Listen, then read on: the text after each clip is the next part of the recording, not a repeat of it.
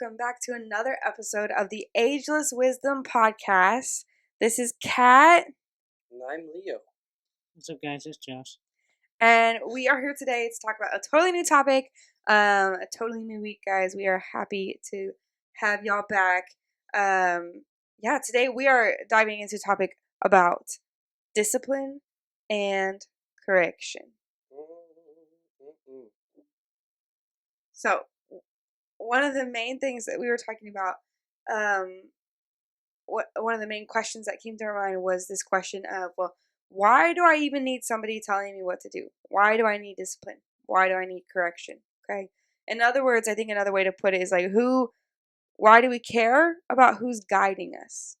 So that's what we're going to explore today. But before we do that, we need to make sure it's clear how we define discipline and correction. Yeah, so discipline is training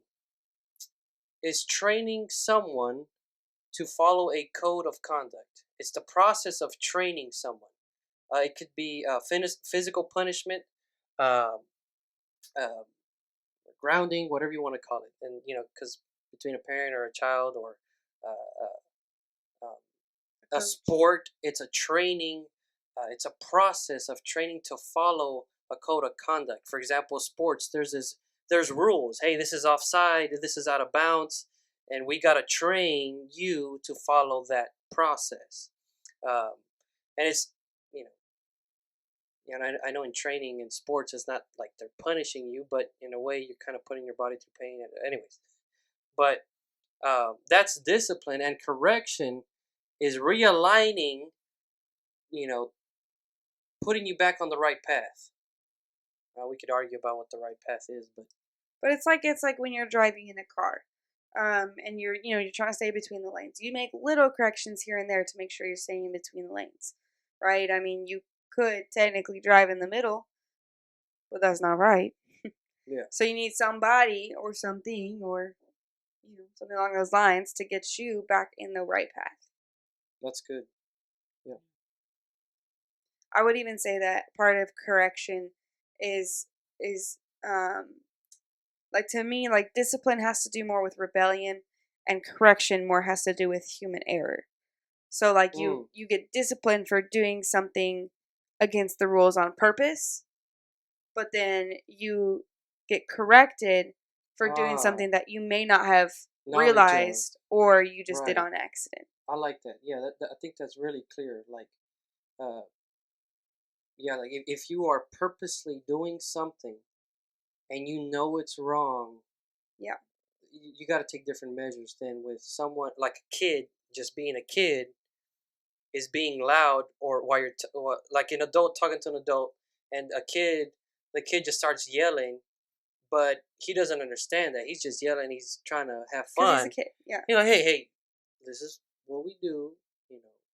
That's where it needs correction to get him back to the path.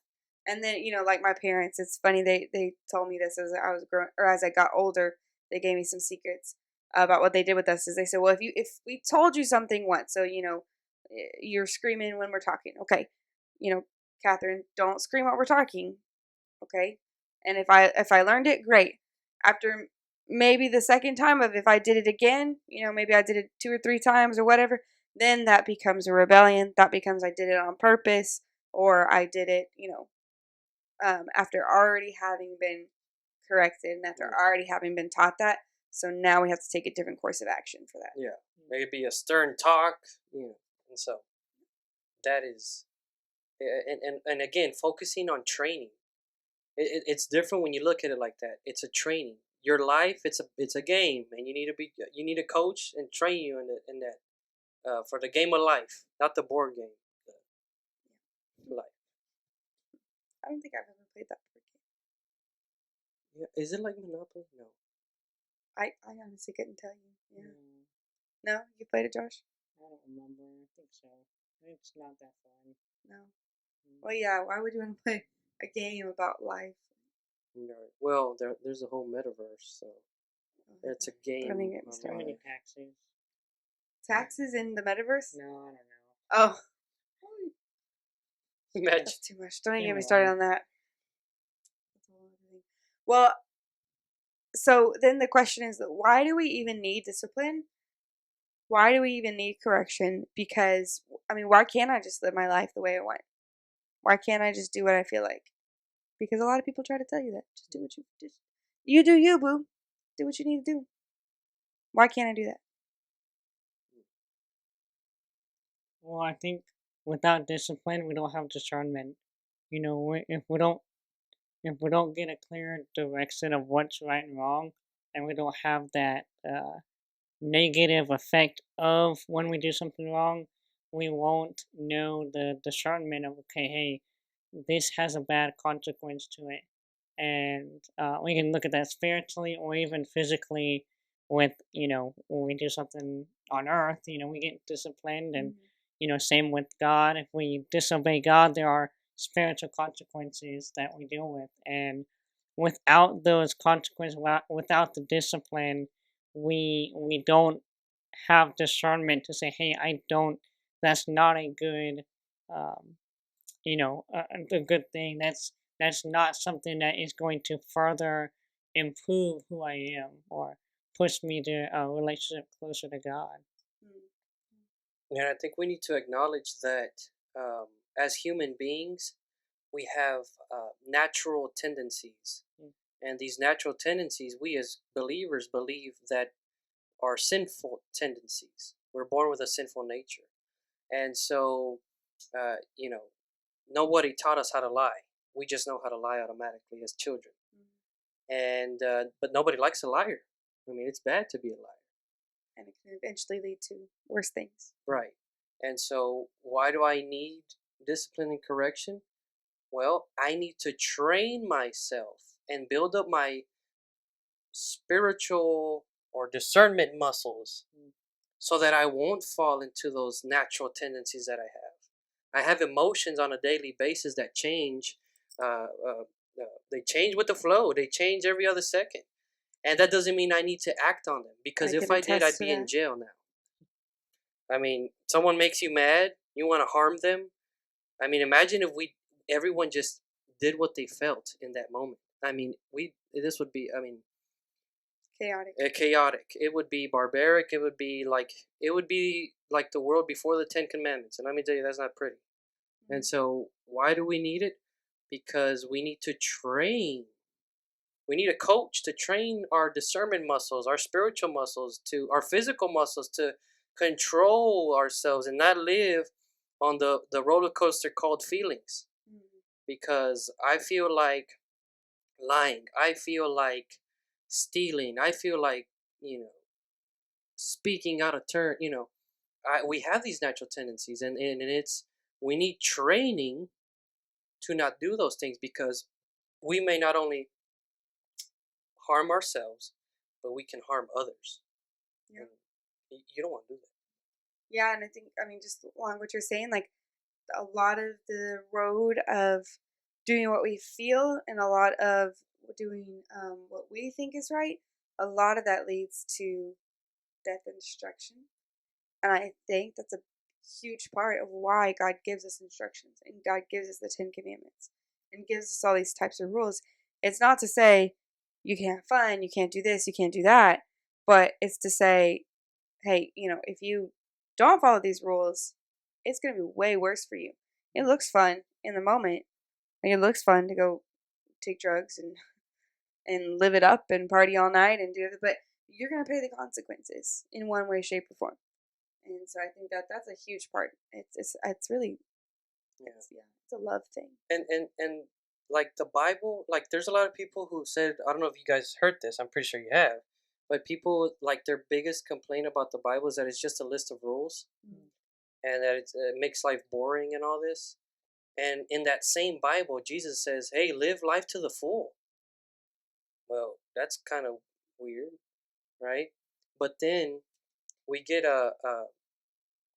in that same Bible, it gives us a better definition of freedom, where it says that I am free to do whatever I please, but not everything is good for me, right? And freedom is being able to say, and here's, okay, so just to be clear on what I'm saying, um, you may claim that you're not bound by the rules of the Bible and you're free. Well, that's not true, because you just made yourself a slave to your natural tendencies, right? Oh, I can't, uh, I can't do drugs. Oh, the Bible says I can't do drugs. Well, I'm gonna break free from those rules and do drugs. Okay, but stop doing drugs, and you can't, because you're a slave to that now. So it's not, it's really you're deceiving yourself. Yeah, so I guess that brings us to another question, but how can we best receive discipline? Like how can we like fix our mindset, fix our hearts honestly to get receive discipline well? Cuz I don't think anybody likes being disciplined. I mean, definitely like children if you've ever tried to discipline a child, they're in a bad mood for a while. So how can we like not be in a bad mood? How can we receive it well? How can we, check our hearts in that? Absolutely. I think the main thing is just self-reflection, right? And even even if you don't agree, there's always something you can learn and take away from it.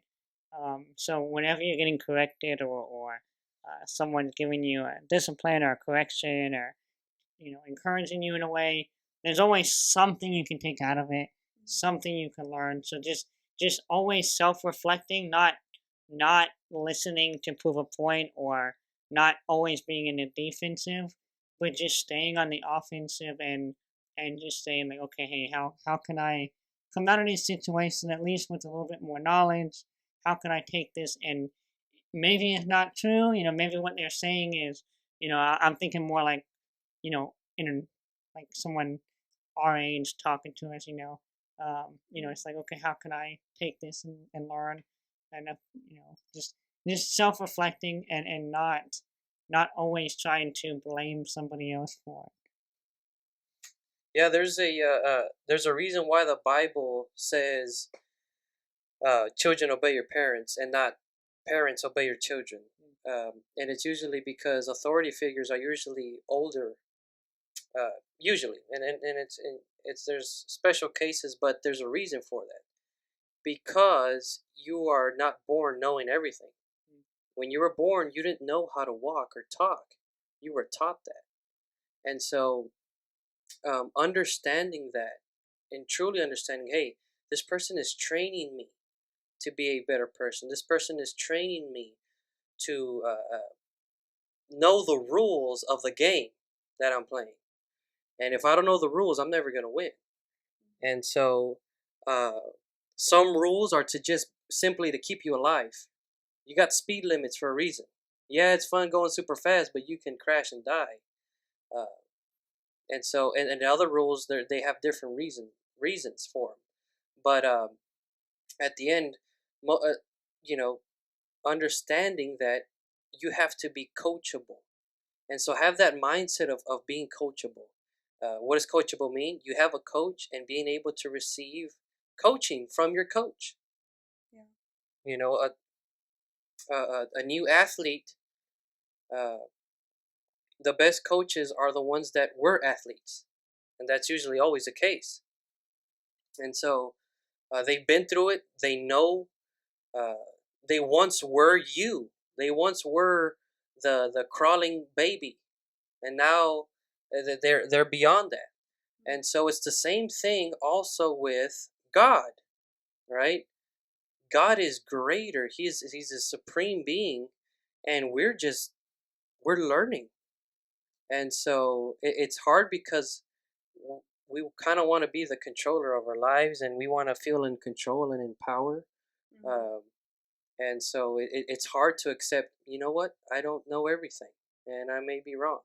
And so that's what I would say. Already having a understanding of this person is training me to be better. Yeah, I think that just reminded me of something too. Like one time I was studying, there's this like it's I think it's the second chapter of the Psalms, and it's quoting like these outside people, like they're like pagans, and they're saying to God's people, they're like, man, just throw off those chains, and I was reading into it. It's talking about like the chains being the laws of God, And the pagans are saying, well, just throw off the chains, throw off the laws. You don't need those anymore. They're weighing you down and all this stuff. And from the outside, looking at anybody with discipline, and I'm not even just talking about biblical values, biblical rules.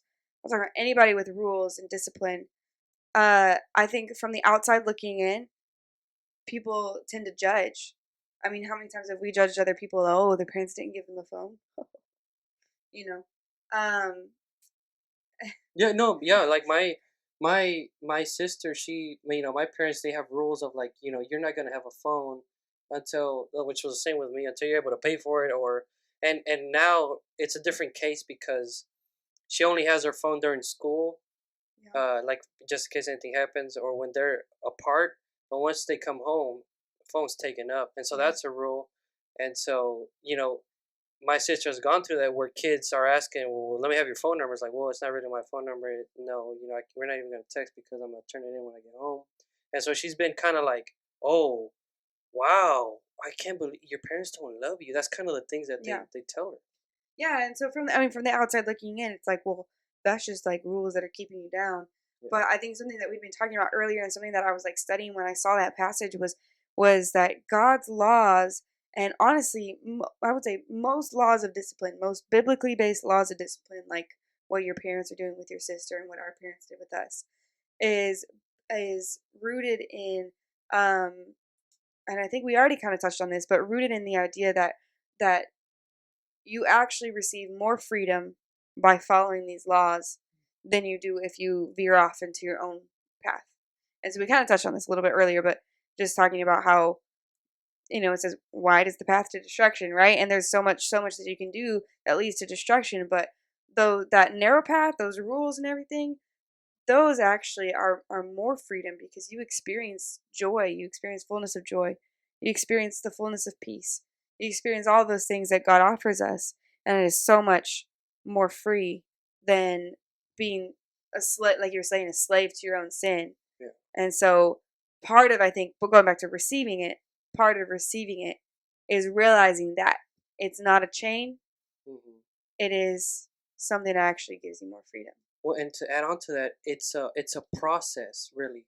Like you were saying, how most of the rules, they end up giving you that more freedom in the end. Mm-hmm. Well, think about it like this: a new athlete shows up to a gym, never worked out in his life, and he automatically wants to go to lifting 400 pounds. His arms are going to break and never going to be able to lift again. Mm-hmm. But if he goes through the process, let's say he hires a personal trainer.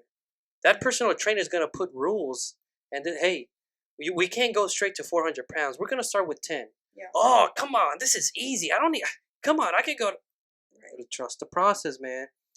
Because then once you get a 400, is that even possible?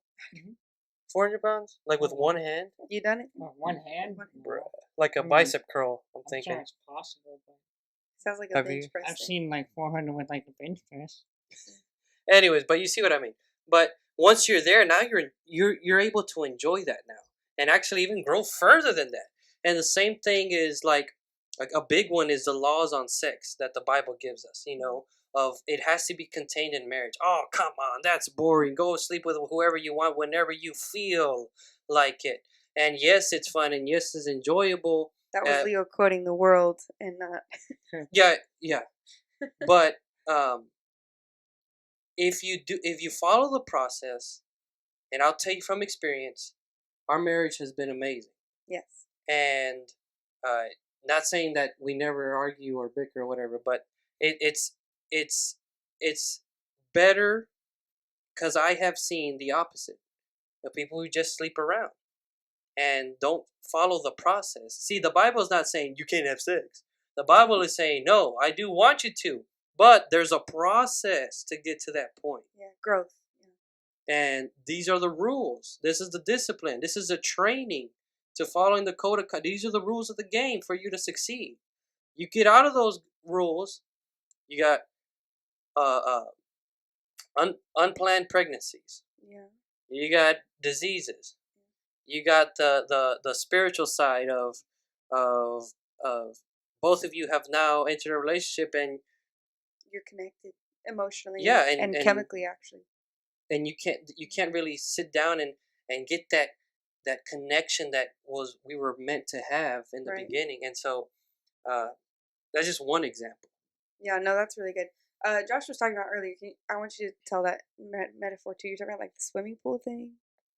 Oh yeah, we're talking about kind of like how little kids want to go into the deep end, and one of the things you can kind of think about is a lot of the kids want to go in the deep end, but if you trust the process, right? Because the whole reason is kids don't know how to swim, and and the shallow end is made for them because they can stand up, they can move around, and it's a protection of their boundary and their capabilities and their skill set.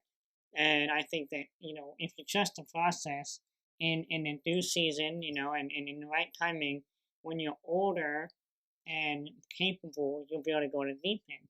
Right. And one of the things I think that is a key thing to remember is it also enhances the experience for everyone. Because as a kid, you get to enjoy being surrounded by other kids in a more safe environment. And as an adult, you get to enjoy the deep end with adults, and you don't have kids splashing you and, bumping into you and worrying about whatever. And it enhances the experience for both. Worry about a kid drowning. Yeah, and so it really, with the guidelines and with the rules set in place, both people can enjoy a safe and fun time at the pool or whatever. And I think another way to look at it is training wheels on a bike. It's not to hold you back. If you are the bike, right? It's not a chain holding you back from riding. It's training wheels holding you in place so that you can now stay on the path when they get taken off. That's what discipline is. Discipline is not a chain. It is a training to push you into the success and the future so that then you can do it by yourself. But without that, you won't get far. I was thinking because stoplights annoy everything out of me. And then I had a thought, man, why don't we just get rid of them? And then another thought, wait a second. Imagine if there was no lanes, no stoplights, no stop signs. It was all free for all. Bruh. Bruh. Yeah, like today, I don't know if I should tell you this, but I was coming home from work, and they're doing some construction on my route home from work. And it's just small construction. I had a stop sign, and the people next to like on the it's a cross street, and so they're supposed to have a stop sign, but I don't know if they just didn't have a stop sign or they just didn't follow it, because then I go at my normal time, and then the people next to me were like beep beep beep beep, mad at me because anyway. All that to say, stop signs are good. Continuing on. Yeah, so I guess. Well, even that, like construction. Imagine someone's doing construction and they don't have boundaries or cones. Yeah. I mean, people be running into them. Or blueprints, heck. Yeah, and so that's what this is. But think about it applied to your life. As a blueprint to your life. It's a process to your life, a training program for your life. And it's hard. Like I go back to the athlete metaphor. No pain, no gain. Right? You got to go through the discipline, and it hurts. And you may feel like you're right. You may feel like you're ready to do more. But hey, come on, the coach knows what he's doing. Yeah, and even just briefly, thinking about parents and kids too. Like, it can be hard as a kid to hear your parents correct you. And I say kids, I also mean like teenagers too. But like I remember as a teenager, I was getting older, and I was like, with my parents, they had these rules for me, and looking back, they're good rules, and they're rules that I wouldn't even enforce with my kids, when we get there. And I remember just in the moment being like, this is unfair, I have all these rules, I'm practically an adult, I should be able to do what I want. But looking back now, years later, I'm like, those rules helped me grow, they helped the process. I am a way better person now because of those rules. Things like, okay, don't go to a random stranger's house. Don't go to a random stranger's house. Don't stay out past a certain time. Nothing good happens after 11 p.m. I'm just saying. So, all those things just really helped along the way as a teenager. And it was frustrating in the moment, but at the end of the day, it worked out for me. So, okay, so we've talked about why we need it. We've talked about how to receive discipline. But then the final question is, well, should we be giving discipline to? At what point should we be giving discipline? And how should we give others people discipline? I say, I also mean I include correction in there. Sorry, I didn't say that.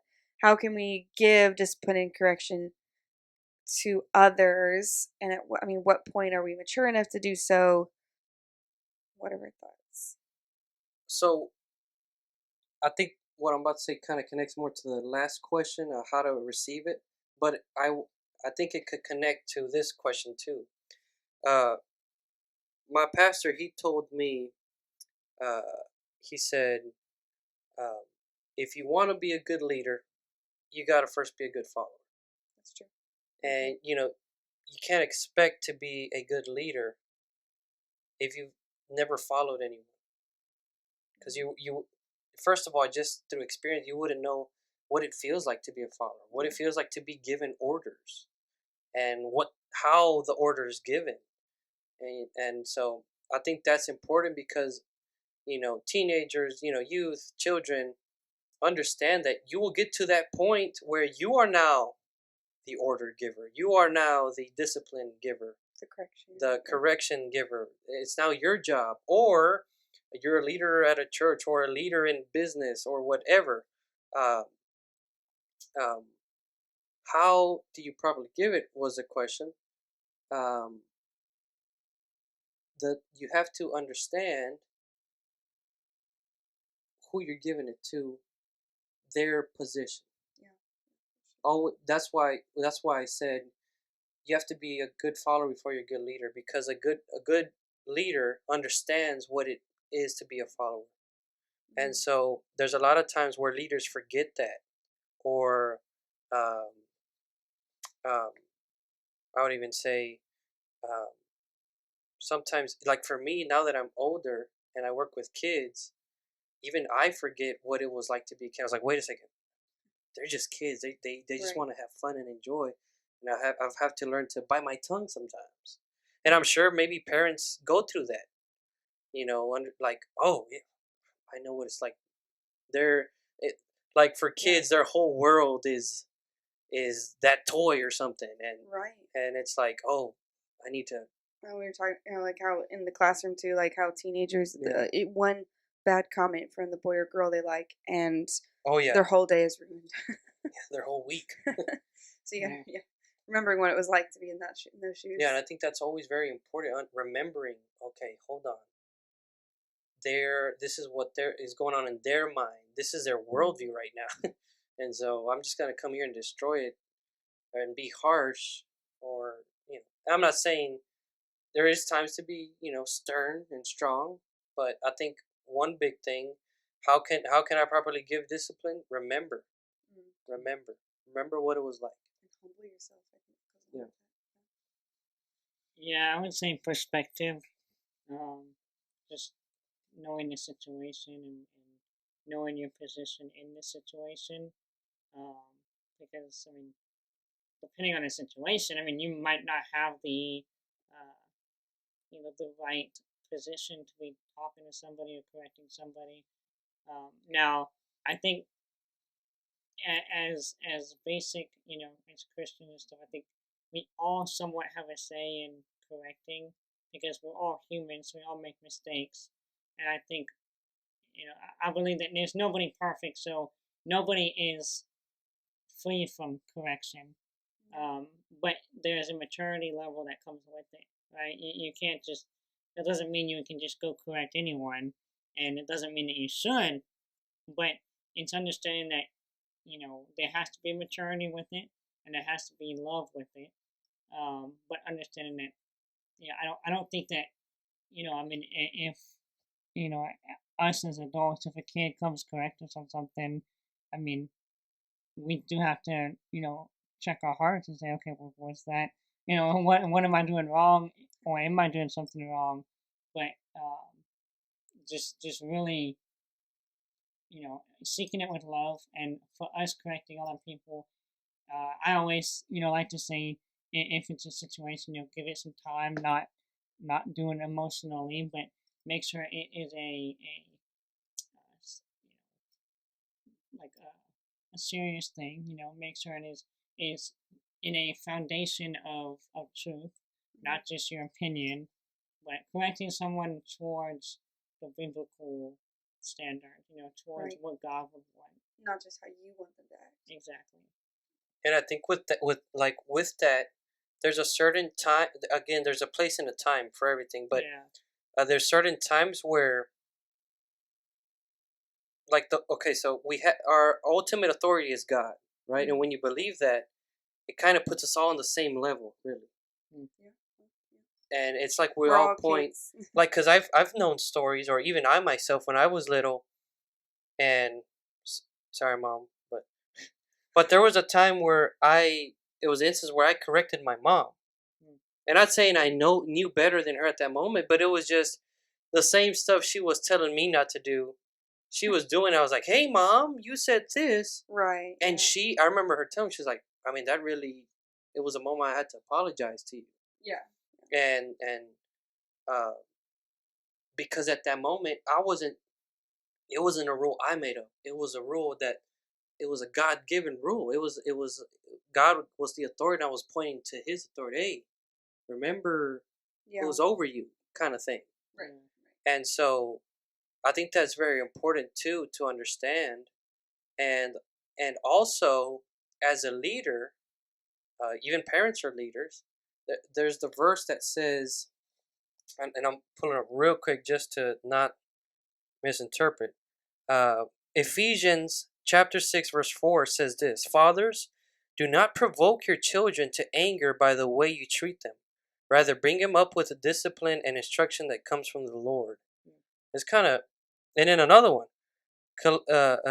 Colossians chapter 3 verse 12: Fathers, do not aggravate your children, or they will become discouraged. And so when I read these two verses, I think of even a coach, again, with athletics. A coach at times is firm, but if you think about it, a coach has to balance, because when it comes to athletics, you got to have motivation. That positive, hey, you can do this. Right. And it's like, hey, come on, you got to get this now. Let's do it. Push it. Right. And I've had coaches, and most of thank God that I've had really good coaches, my father being one of them, where he's balanced a stern discipline and then motivation, and yes. It wasn't always negative, or not that he, again, because it was all training. Right. It was what I was perceiving. He was kind of mad at me, so to me it was negative, but it was a training. And so so he was disciplining me. And I mean, if he was just always telling me, well, you didn't do good today, you didn't do good today, you didn't do good today, I mean, it would discourage me. And now I didn't, you know what, I don't care anymore. And so I would do that. I would apply that to anything. Fathers, don't provoke your children. Bosses, don't provoke your workers. Yeah. Because it ends, you discourage them, it shuts them down. They don't want to follow you anymore. So yeah, and teachers.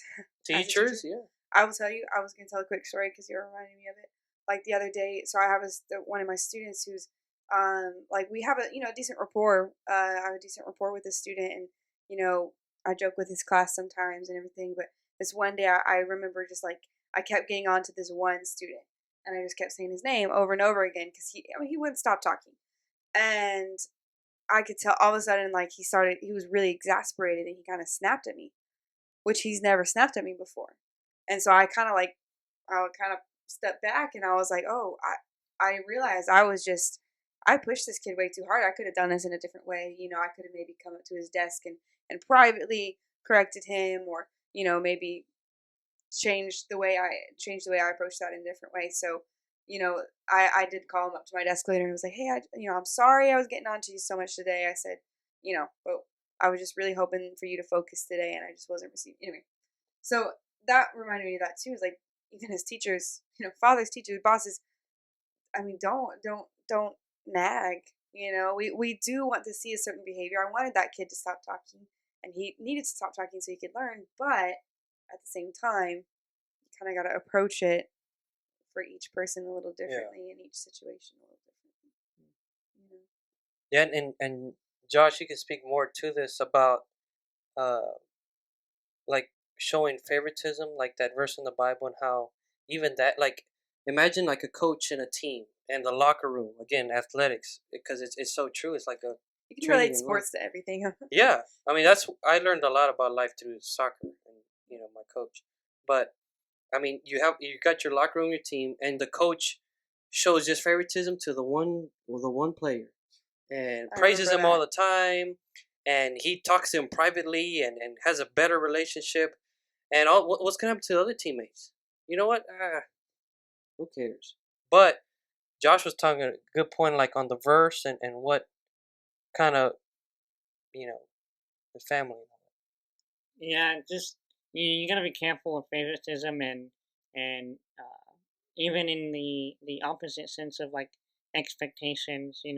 You can't place expectations on your kids or your employees that maybe another that can't meet it, or maybe not at the time can meet it, because everyone's different, everyone's in different stage of life, and so favoritism can be dangerous because you may look at one and the other, but eventually it'll become noticeable, and either discourage, like you said, it'll discourage the other one, and even putting expectations maybe too high on a kid can discourage them, where they're like, I can't meet your expectations, and it discourages them because and I think everyone needs some they need expectations that are higher than they can, but there's a difference and a balance between expecting and then far expectations that is just unreasonable to some people, and or maybe just something that they just aren't ready for, and so really just understanding who your people are and individually you know building those relationships. Well, it's kind of like how you're saying how everyone is different, Yeah. like how everyone is different, and how, like how the Rabbi Daniel Lapin, he says about specialization. Yeah. How we're all different and unique, and that's what God wanted. And I think what happens with favoritism is when you have favoritism and you feed that in an unhealthy way, you make that person the is it the benchmark or the model that everyone else has to be like. And you're denying the value of Right. the rest of Again, back to sports. It's like if the coach's favorite player is the striker, the one that scores the goals, and you're putting the expectation on a defender to be just like the striker. And and that looks different with like if your parents or teachers. It's like if a kid, your favorite kid, learns super quickly, but that's because you teach in a visual way. All the other kids don't learn visually. Yeah, I mean, like, I'm just thinking about me and my brother because we were so close, and we're so close in age. We're only 14 months apart from each other, and we learn in totally different ways, and we are totally different people. We have similar characteristics, but we're totally different people. And in school, I was a straight A student. I was, I'm gonna brag for saying, a golden child. You know what I'm saying? And I mean, my brother wasn't. School was just not made for boys.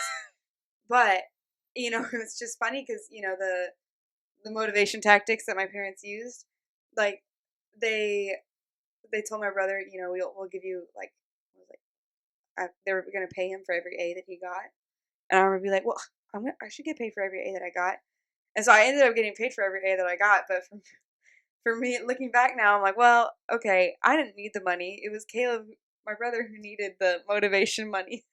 But anyway, so it's just like every kid is different. Like, if my parents would have said, no, Kat, we're not paying you, like, looking back now, I would have understood that because, I didn't need that motivation. Like, I was just in it for its own reward. But, Yeah, so I mean, I'm gonna just wrap it up. Just summarize a couple things if y'all want to throw anything in there that I forgot. Sure. Yeah, so essentially, I mean, you need discipline, you need correction. Okay, it's to give you the fullness of freedom and the fullness of what God offers and the fullness of life in itself. And without discipline, without correction, you will stray off onto the path that leads to destruction. Okay, and it talks about in the Bible everywhere about that. In order to be a good receiver of discipline and of correction, you need to check your heart. You need to be humble. Okay, you need to realize you don't know everything and control your reactions to those disciplines. And then, of course, if you're going to give discipline, if you're going to give correction, you have to be a good receiver. Um, so if you can't receive it, then honestly, check your heart before you give it. So, or it's like, oh, real quick, it's like in the verse in the Bible it says, don't dig out the speck in somebody else's eye when you have a log in your own eye. You know, like get your log out first before you can deal with their speck. So, well, thanks for tuning in, guys. I hope y'all learned something with us. We definitely learned a lot about it, and it really kind of enlightened us for, how we can distinguish those two things. So, like, subscribe, comments. As Download. always, yeah, download and comment if you ever want us to talk about something specific. We are open to topics. We love to hear what y'all like to say, and we love to hear suggestions for what y'all want to hear. All right. See y'all next time. See you next week. Thanks for watching.